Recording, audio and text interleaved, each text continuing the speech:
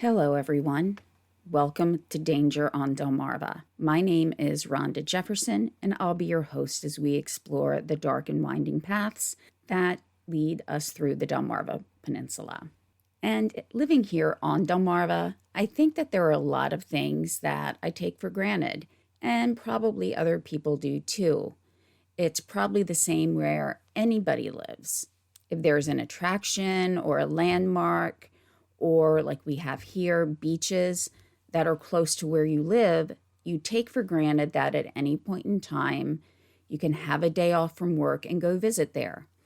You don't think for a minute that something could ever happen that could potentially harm or destroy something that seems intrinsic to where you live. On the southern part of the Delmarva Peninsula, there's an island that some people may not even be aware of. Some of the areas kind of marshy when you get there, and it's near the very southern part of the shore. It's on the roads that lead us to Chincoteague and Assateague. And so on your way there, you pass by Wallops or through Wallops Island. Wallops Island is not just any island, though. Rockets take off from there.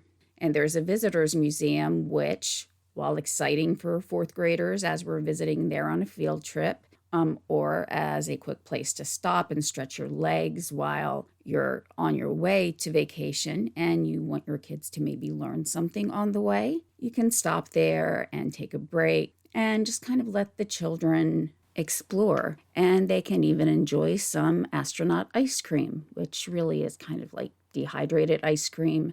But when you're a kid, it's really the most amazing thing. I mean, that's what we thought back then when we would visit there on a field trip. To me, Wallops Island would always represent going away on vacation and spending time with my family, or the end of that week heading home. While most of the things on display at the museum have remained the same, with, of course, some updates as technology has progressed, it was exciting to take my children there for the first time. And the only time so far, because one's a teenager right now and the others are preteen, and getting them to go anywhere that may be slightly educational is really, really hard. And if you've ever had a teenager, you probably understand that. Now, we couldn't actually visit the launch site, though. That was strictly controlled. But I never really thought much about the launch site. To me, Wallops Island really was just the visitor center. You know, every once in a while, we would watch the news and there would be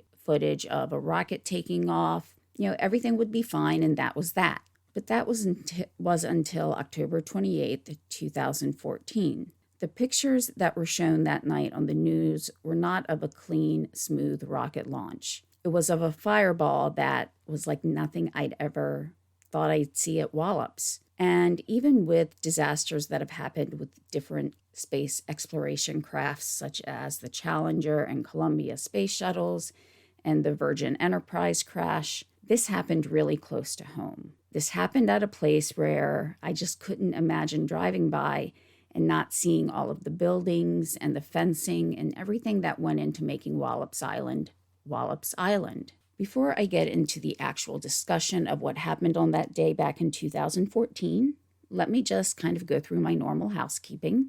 All sources that I used will be linked in the description of the episode. If you like this type of content, I do have another podcast named Mystifyingly Missing, True Crime and Thought-provoking Events. And there will be a link in the description, as I do also anticipate making an episode about the Virgin Enterprise crash, which coincidentally took place on October 31st of 2014. So very, very close to this event. I don't think that the Virgin Enterprise crash is as well known as some of the other incidents. Also, at times, resources that I use for research may be behind a paywall. If you would like to donate, I do have a PayPal and a Buy Me a Coffee account. Buy Me a Coffee is another way that allows contributors to donate if you wish to do so. And lastly, I am not any type of scientist, especially not a rocket scientist. I may mispronounce some things, or it may take me a little longer to explain some things than someone who works in the field or deals with this type of information on a regular basis. But with all of that being said, let's get started. First, let's find out a little bit about Wallops Island and find out what types of launches it's used for. And I have to say, it's much larger than I ever thought it was. But then again, I've only ever seen it from looking very far away, where there's buildings that to me really look like they're space age, or at least they did when I was a child. But it's also from a very far distance through a field and a fence. So it's not like I was actually up there and seeing all of the other smaller buildings. I just saw the larger pieces of equipment or buildings that were there. Now, Wallops Island itself is a barrier island along the east coast of Delmarva, Virginia. I'm phrasing it this way to differentiate between other areas of Virginia, such as Virginia Beach, which is not technically part of the Delmarva Peninsula. So the barrier islands are along the coast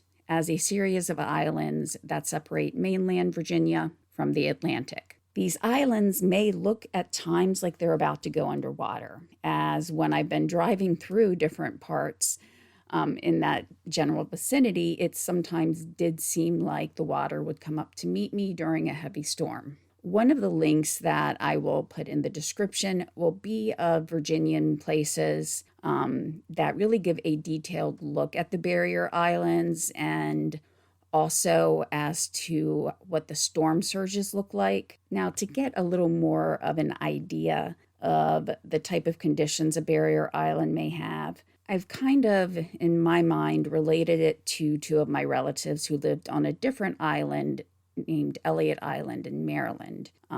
That's on the other side of Delmarva, so on kind of the bay side, closer to the Chesapeake Bay, but it has the same feel in some ways. And at the time, the population was 52 people in 2010, but my two relatives have since moved from there, so it may be down to 50 unless someone's moved into their old home. I'm not sure. But Elliott Island is an island, and at times when there has been rain, my family members could not come from the island or get back to the island. There was a time where I ran into them before a storm hit, and I told them to text me when they got home, so I know they got home okay. But when they texted me, they had actually decided to stay with another relative because they couldn't get through. Now, Elliott Island is a little bit lower elevation than Wallops. So to give you kind of a comparison, Elliott has a 4-foot elevation, whereas Wallop is 7 foot. Not really high elevation right there. So honestly, sometimes I wonder what people who live or work on those barrier islands feel like when they see these storms coming through. There are about 20 major barrier islands in Virginia. The island was originally known as Kagotech Island, but in 1692, the land was granted to John Wallop. Over time, the island was broken down into different sections up until 1889. But as are some of the guarantees in life, taxes weren't paid on the land, and in 1876, it was taken as part of a tax lien. In 1899 is when the Wallops Island Club was formed, and the land was held by trustees, with it becoming kind of like a vacation haven, with members of the club and their families using the island in the summer to enjoy many of the outdoor activities that one may come to expect from an island. Beyond just being used for enjoyment, it was also used to graze cattle and ponies, and I have to wonder if they're the same ponies that are my Chincoteague Assateague ponies. And if you've ever listened to this podcast, you know I absolutely adore them. In 1947, the Navy leased the northern part of the island, which was about the northern 2/3 of it, and it was being used for ordnance testing and what at the time was known as the National Advisory Committee for Aeronautics, or NACA, which was the predecessor to NASA. But the NACA leased the remaining lower 1,000 acres. Currently, though, the island serves a very modern purpose. It is home to the Wallops Flight Facility, as well as Mars, the Mid-Atlantic Regional Spaceport. However, there is also a wildlife refuge on the island, and that's called the Wallops Island National Wildlife Refuge. And it's home to a number of different birds, including eagles and great horned owls. So I do have to wonder how having a facility which has the potential to have a catastrophic incident on it will also have a wildlife refuge on it. Now, the climate is pretty seasonal, so it does have the 4 seasons that you can see markedly from the difference in temperatures. In the summer, especially in July and August, it can reach very high temperatures, with 102 degrees being the highest ever recorded, and that's 39 degrees Celsius. But it does average about 86 degrees during the summer, or 30 degrees Celsius. The lowest ever recorded temperature was -1 Fahrenheit, or -18 Celsius in February, but it averages around 32 to 40 degrees Fahrenheit, or -1 to 4.5 Celsius. So there can be some extremes within the coldest and the hottest months. And the precipitation is pretty average as well. There's about 43 inches or 1,099 millimeters of precipitation in a year,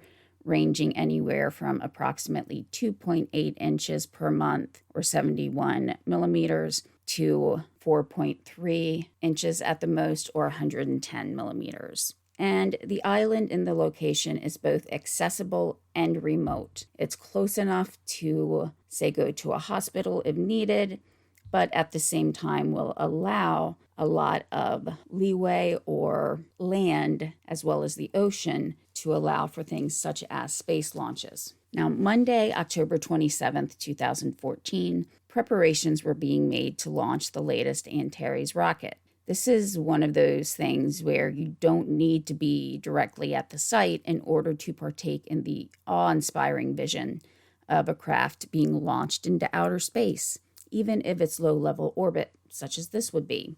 Many people actually gathered in Washington, D.C. with cameras to try to get the perfect view as the rocket would pass overhead. So I'm sure that many people were disappointed when it had to be postponed the following day, or until the following day. A sailboat had entered the launch area, so not directly at the launch site, but there is a large field that is blocked off, even if there's not, say, buoys out there to have caution tape all around them.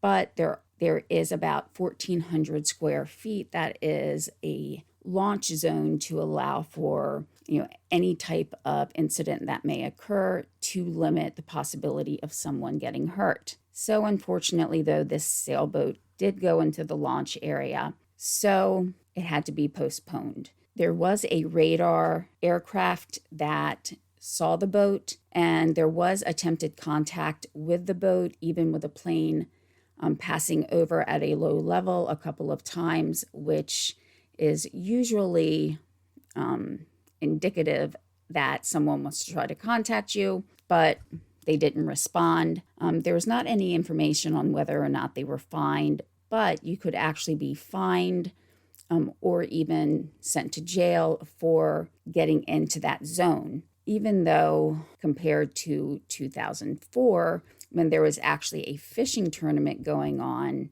a lot of those boats actually wandered into the launch zone. So there are, though, notices sent out previously to let people know. So, again, the launch was delayed until the following day, October 28th. And while beyond frustrating for everyone who had to experience this delay, it's not really unusual to have a launch stopped for a variety of reasons, which the most usual reason is because of the weather. And whenever there's a question as to safety, it's always better to err on the side of caution. That should be a given. Now, here's where we get a little bit more into the scientific stuff. So, what is an Antares rocket? First and foremost, an Antares rocket is considered to be an expendable launch system. And as indicated by the word expendable, it means it's not meant to last or be reused.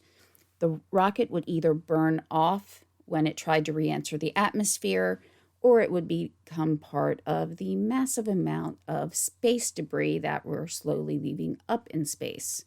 I have actually heard of cases where the International Space Station has had to try to dodge pieces of space debris, and that is really sad. And we will be discussing the International Space Station a little bit, as the rocket's intended destination was the ISS, which is how I'll refer to it from now on. The rocket was developed by Orbital Sciences Corporation, and I will let you know that I am looking at information regarding this company as well as another later, so I may be reading directly from the information provided, or I may paraphrase at times. So I did just want to make it clear that for some of the upcoming sections, I may be reading direct from the source. Orbital Sciences Corporation is now part of Northrop Grumman, and according to a section on their website, the Antares is a 2-stage vehicle with an optional 3rd stage that provides lower Earth or B launch capabilities for payloads weighing up to 8,000 kilograms. Today, the rocket is primarily used to support the company's CRS, or Commercial Resupply Services, contract with NASA. So this is the contract to resupply the ISS. At the time of the event that we will be talking about today, Orbital had a $1.9 billion contract to fly 8 missions. The name of the craft that was going to be sent up by this rocket was called the Cygnus Orb-3, or Orb-3 for short, and this was going to be the 4th resupply to the ISS, with the 5th total Antares launch. Now, there are 2 different versions of the Antares, the 100 and 200, with really the biggest change coming with the type of engine that is used. Because of events that we will be discussing today, this was the last time that the 100 series was used. And while not necessarily as important to today's discussion, the future of some of these missions, or at least using the 200 series, is kind of up in the air right now, no pun intended. There is an Antares 300 being produced with another company named Firefly Aerospace, because the first stage of the 200 rocket is produced in the Ukraine and the engine is produced in Russia. So with the events that are going on in the world at this time, especially in that specific region, that's created issues with being able to manufacture the 200. If you have ever watched a rocket launch, maybe even the space shuttle, you've probably noticed that parts of what have gone up do not stay in the air. They fall off or are jettisoned. In other words, they're not with the spacecraft any longer. And this is to do with the propulsion of the rocket. Even other ships that are involved in space flights, such as the Virgin Enterprise crash, the actual spacecraft does not take off on its own, but has vehicles or other airships that fly it up to a certain point before it takes off. I do sometimes to wonder if some of these 2 stories didn't get as much news or media coverage because there were 2 big events pretty close to each other. I did see coverage on each event, but it wasn't as though that it was a major news story. At least it didn't seem like at the time. So that is just a thought that I've had with the 2 being just 3 days apart. So getting back to the propulsion or takeoff of an Antares or any other type of rocket, there are multiple steps to get that object into space. It takes a lot of energy or fuel, and so what would happen is as each stage burns off that amount of fuel, those tanks or stages will be dropped off. And the reason that they disconnect or drop off from the spacecraft is because of the drag that they would create. And the more drag that they have, which when you look at the humongous tanks on the side of, some of these spacecraft, they do create a ton of drag and friction, which means they would use an even larger amount of fuel. So that's why rockets or other types of spacecrafts actually have those multiple steps. The actual countdown started 3 hours and 50 minutes prior. That's just getting everything in place and doing things that are called polls. And though not explicitly said in what I was reading, it sounds almost like it's a checklist as well as making sure everybody is where they're supposed to be. Each step is initiated at a certain time, loading fuel and loading liquid oxygen, both of which are very combustible. And there are steps in the process that switch power from external to internal power and making sure that the propellant tanks are pressurized. There was an extremely long list of what happens at each stage, and I will include that in the source material. With the knowledge that we have in hindsight, I do have to wonder if there was any extra concern because of recent events regarding the AJ-26 engine, which was being used. More about that a little bit later. The launch time for the new date of October 28th was 11:22 and 38 seconds p.m. UTC. The Orb-3, which had been nicknamed the Deke Slayton to honor one of the original Mercury 7 astronauts, launched at the scheduled time, but about 15 seconds into the liftoff, it was obvious that something was not going as planned. The propulsion that was needed in the first stage did not happen as the rocket started to ascend. Then the rocket magnificently exploded. And magnificently doesn't always mean good, but in this case, it means of great magnitude. Protocols that workers at the site never wanted to have to implement started, and they started immediately. While I've seen this term listed many times as the self-destruct button, the technical term is the flight termination system. It is the job of the range safety officer to ensure as little damage as possible if something goes wrong. So rather than the rocket falling uncontrollably or possibly being propelled in a manner where debris could have an even larger impact, it was safer to have it actually destruct before it gets to that point. So they push the button. The explosion could be felt 20 miles away in Pocomoke, and as with any type of aviation, including spacecraft, there are the steps that need to be taken to not only minimize the damage, but then to start to preserve evidence of the crash. Whenever there is a launch, the Wallops Island Fire Department is on standby with extra people on hand than they normally would. They were able to contain the fire pretty quickly with patches of smaller fires burning out overnight. To investigate the cause of the explosion, as well as, most importantly, assessing if there were any injuries, an assessment of the area surrounding Wallops Island indicated that the damage was limited to just the facility itself, and at the first update, there were no injuries reported and no personnel seemed to be in danger. This was confirmed later. The damage to the property and other vehicles, though used at the launch area, was deemed significant. As far as what caused the main problem, it was quickly determined that the turbo pump had exploded. In one video that you can watch, you can just kind of feel the buzz in the air with people getting excited about the launch. This is taken from the view of a spectator standing far back outside, of course, of the launch zone, but excitedly waiting for the rocket to take off. And when it does, their expressions are of excitement and happiness, but that quickly changes. Just looking at the rocket, even if you don't have any knowledge of how a launch should go, it's pretty obvious that something has gone wrong.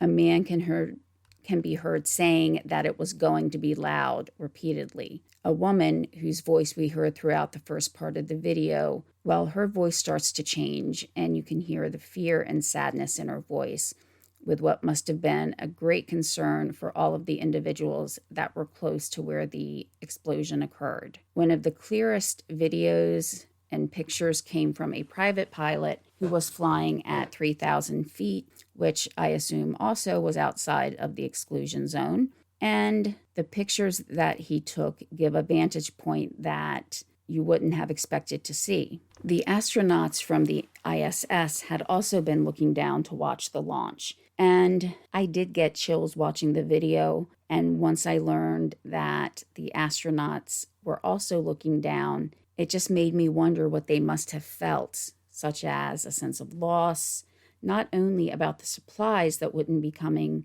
but about the program and any upcoming missions that may have been compromised. A number of the articles and sources that I reviewed did have pictures or video of the launch, so please make sure that you get a chance to look through any of them, as viewing them in the context of the article can be very enlightening. Now, in terms of the cargo, it was worth about $200 million. That's not including the cost of the rocket and damage to the facility and the scientific information that could have been gathered using items that were within the cargo. Some of the items that we do know about within the cargo was a study on how to enable a space-based observation of how meteors enter the Earth's atmosphere.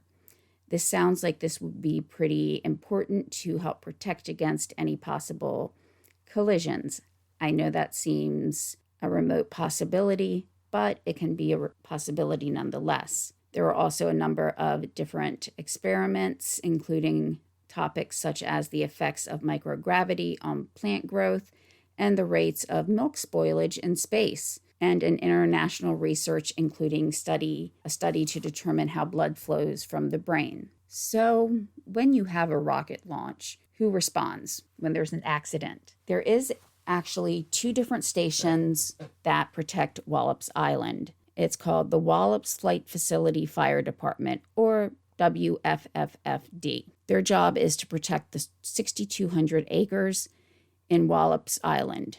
From a report in 2017, there were about 50 firefighters, with some of them being part-time. The first fire station is located on the mainland, and its job is to protect the base. And the second station is on the island, and it's there to protect the launch facility. Station 1 was built in 1955, and Station 2 was opened in 2000. However, the building itself had been there since 1955, so the actual structures are the same age. Station 2, though, is extremely close to the launch pad at only 1,800 feet away. One of the issues with having a station so close to a launch pad is if there is an explosion, things that are needed to fight the fire can be damaged pretty easily.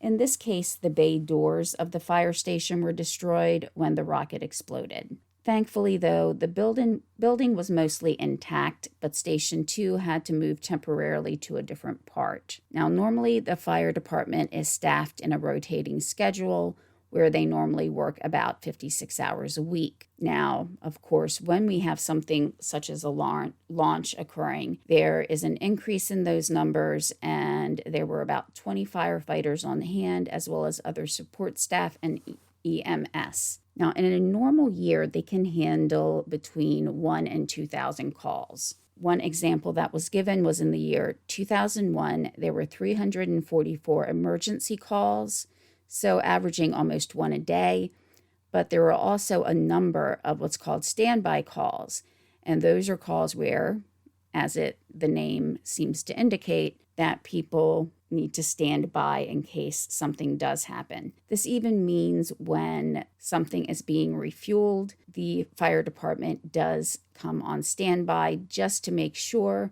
that if there's any issues, they are right there, and even if necessary, set up a decontamination area. Immediately after the crash, the investigative team started taking witness statements. The investigation was to be led by the Deputy General Manager of Orbital Launch Systems, so the company that made the rocket. The Deputy General Manager at the time was Richard Straka. The team that he would be overseeing would include people representing NASA, Wallops Island, as the Mid-Atlantic Regional Spaceport, and Orbital itself. So the rocket individually was owned by Orbital Sciences. So while NASA was in charge of the launch, Orbital Sciences were in charge of the rocket. But investigations like this would take time. Orbital initially stated that their one point of note was that this was the first instance of using an upgraded motor for the second stage of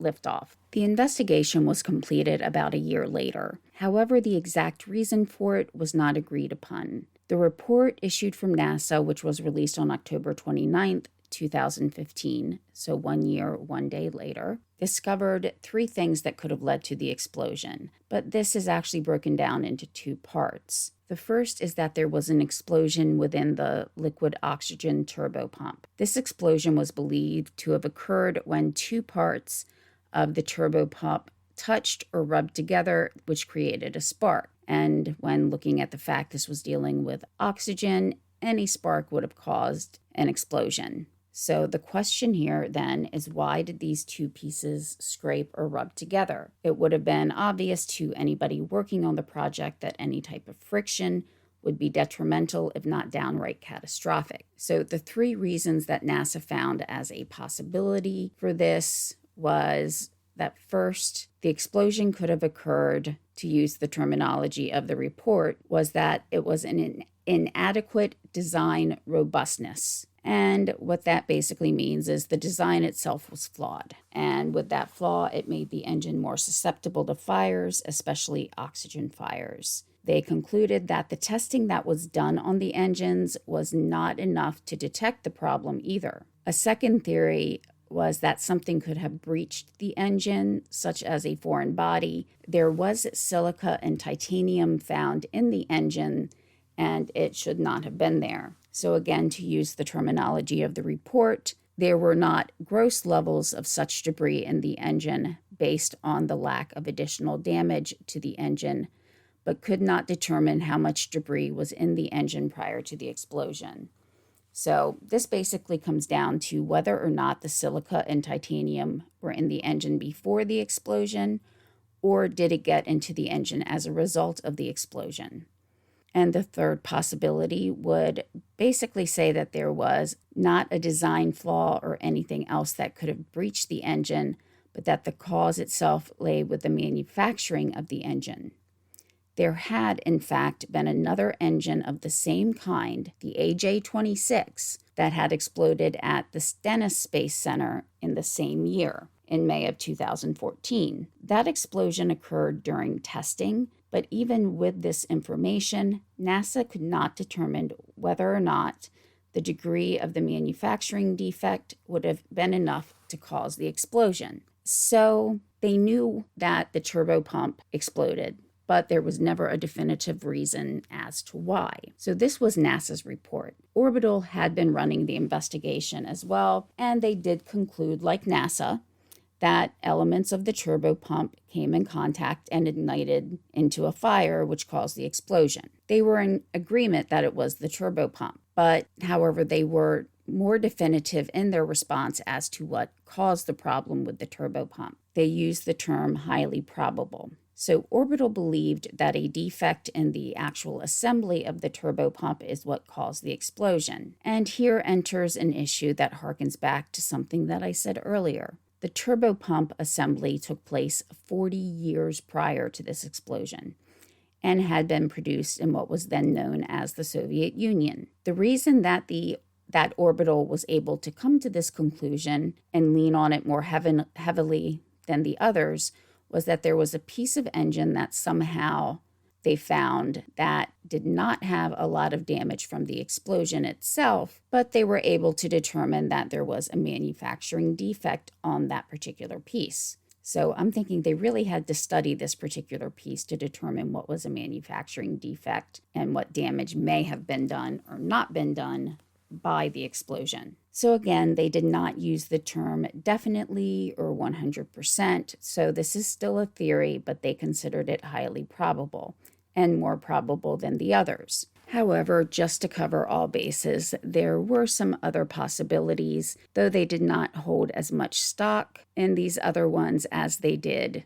the fact that there was a manufacturing defect. Now, the fact that this next possibility is even a possibility just left me shaking my head. I mean, my face probably could have been used as a meme for when I read this. So, reportedly, one of the issues may, and again, this was not probable, but a small possibility, that, quote, poor long-term storage of the engine causing corrosion of the engine components, end quote, could have been a possibility. So that means this engine was stored in a way that it was not protected. Remember, it's about 40 years old, and because the storage itself was not adequate, there could have been corrosion, which just led to the whole issue. So even if this is not the reason why Orb 3 exploded, the fact that it could be a possibility, that they would use an engine that had a possibility of having corrosion or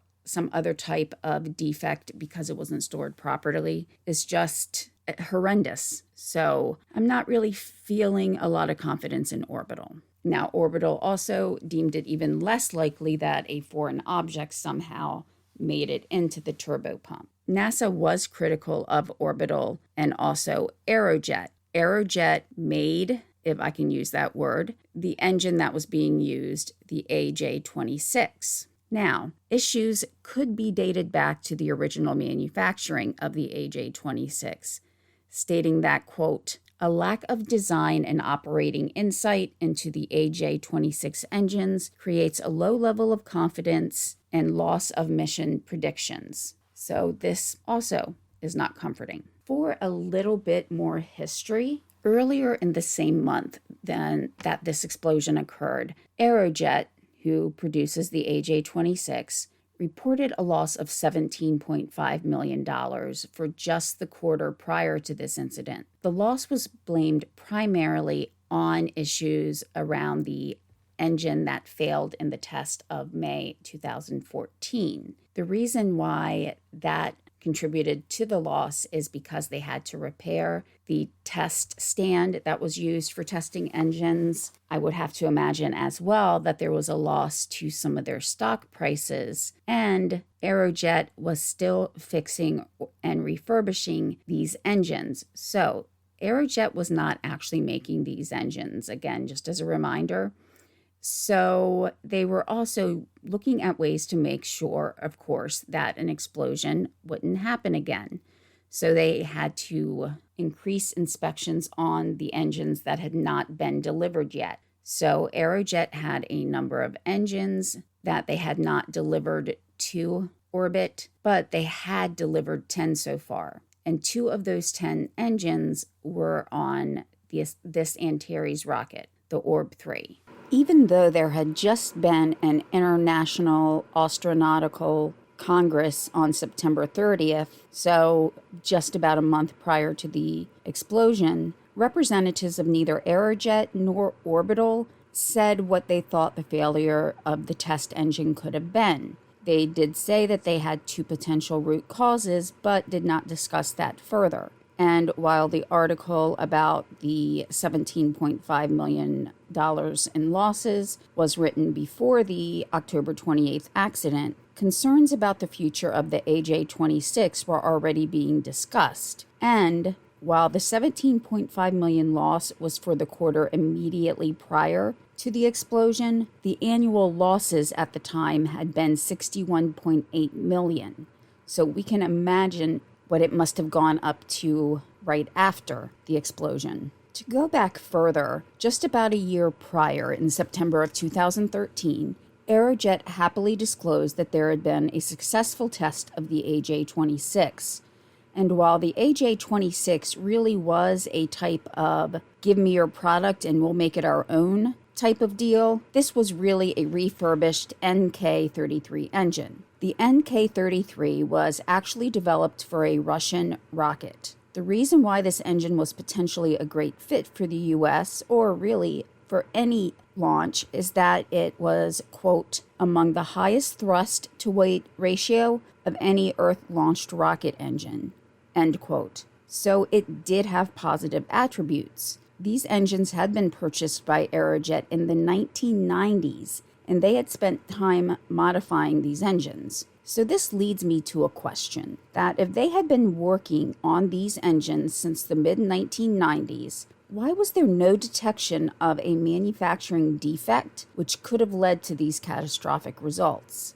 The comments section so before we get comfortable looking at Orbital or Aerojet or anybody specifically involved in this particular rocket launch, let's take a look at some of the numbers and another player in this game. While Orbital held the contract that would be $1.9 billion for 8 launches, NASA did not apparently put all of its eggs into one basket, thankfully for the astronauts at the ISS. So, much like he did with Twitter yesterday, or recently depending on when you're listening to this, in walks Elon Musk, this time carrying SpaceX and not the kitchen sink. SpaceX had a $1.6 billion contract for 12 missions using different machinery such as a Falcon 9 rocket and a robotic capsule. So, I'm sitting here and I'm wondering about the difference in cost. Orbital,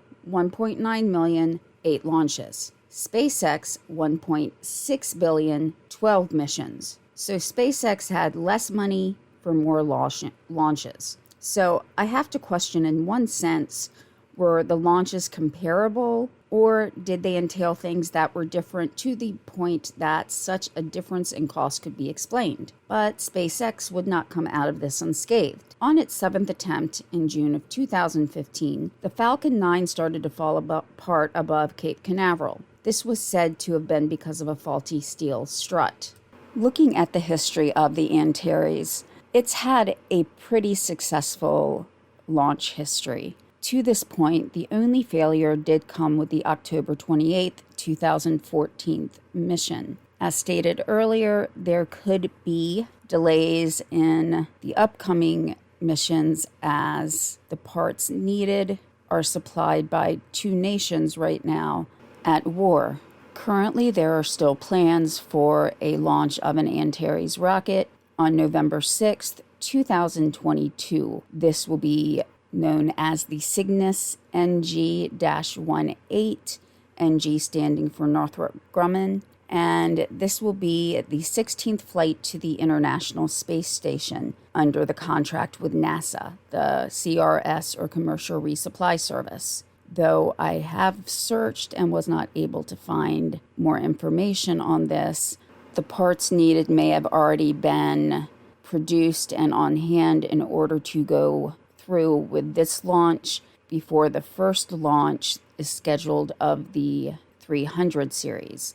The final launch of the 200 series will be in March of 2023 as things are scheduled at this point in time. That would be the NG-19. In regards to what caused this explosion, so far it seems like it's just passed the blame with no one entity actually taking responsibility and saying that things were missed. We have one contractor who gets parts and supplies and refurbishes 40-year-old engines, where, based on one of their theories as to why the explosion occurred, it seems as though there was a possibility that the engines were not stored properly. This introduces so many different possibilities that they're probably even hard to calculate at this point. But on the one hand, they say that there could have been corrosion because they weren't stored properly, but they also think that the probability of a foreign object coming into contact or getting into the turbo pump is a small possibility. I personally am not believing that 100%. If there's a possibility of any type of corrosion, which they seemed willing to admit, then how can the possibility of a foreign object be so far out of the realm of possibility? Do I really have an opinion as a layperson who is not a scientist as to why there was friction that caused a spark to the turbo pump for the liquid oxygen on stage 1 of this rocket launch? Well, I can't really tell you. For one thing, those who have the degrees, who have the experience, aren't able to say definitively why. So if that's the case, how can anybody reading about or trying to understand why an explosion that cost so much in terms of not only money, but in trust of a nation that does watch and want to learn from the launches and the exploration that's taking place, and the trust of possibly the astronauts who are looking down at the launch expecting to see a successful launch of a rocket that will be sending their cargo to dock with the ISS, only to see an explosion in its place. There could have been damage to the base, as well as the wildlife and natural habitat. So there was so much more at stake here than just money lost on a contract or the loss of the cargo as far as the monetary expense. The list of losses could go on,